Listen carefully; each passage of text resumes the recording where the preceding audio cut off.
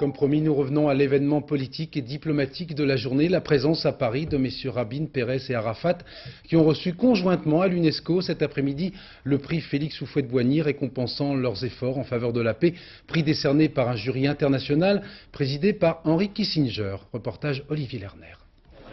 Yasser Arafat est sans doute l'homme qui a l'emploi du temps le plus chargé au monde en ce moment. Malgré cette journée parisienne bien remplie, il est arrivé à l'heure, même un peu à l'avance, dans les locaux de l'UNESCO pour recevoir le prix Houphouët-Boigny, prix de la paix. 10 minutes plus tard, Yitzhak Rabin et Shimon Peres font leur entrée, applaudis eux aussi par l'ensemble du personnel de l'UNESCO, habitué à plus de tranquillité dans les couloirs de ce bâtiment plutôt austère. Est-ce qu'aujourd'hui c'est vraiment la paix? Oui, c'est le commencement de la paix. Mais avant d'entrer dans la grande salle, une dernière négociation d'ordre technique. Qui parle avant qui? En quelle langue? Sous quel drapeau? Rabin sourit un peu, mais c'est un vrai casse-tête pour les organisateurs qui cherchent à éviter le plus petit des incidents diplomatiques. La cérémonie va durer plus de 2 heures et tout va très bien se passer. Les gardes du corps vont se glisser juste derrière les drapeaux. Chacun prend ses marques. Moi je pense que c'est extraordinaire du point de vue du message de paix. Tout ça. Et en plus, on me dit que la musique adoucit les mœurs. Alors ils ont interprété pour eux, rien que pour eux, le Te Deum de Mozart.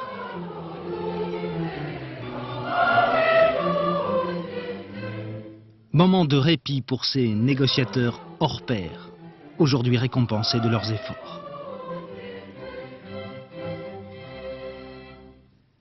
Des 3 lauréats, c'est Yitzhak Rabin qui prend la parole le premier. Désolé, dit-il en anglais, je vais m'exprimer en hébreu.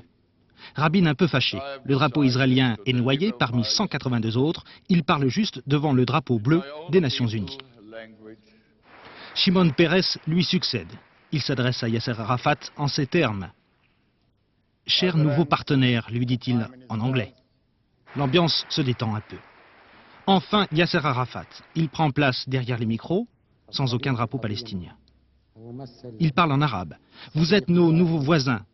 On est cousins, dit-il à Rabin et Peres, puisque nous sommes, vous et moi, les fils d'Abraham. » Ils ont reçu, tous les 3, une médaille d'or, un diplôme et un chèque de 800 000 francs. Et puis, ils se sont serrés la main. C'est ce que tout le monde attendait, même si ce n'était pas la première fois. Ça reste une belle image.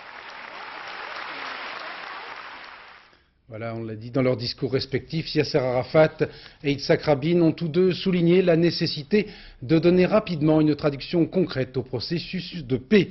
Avant d'entendre une interview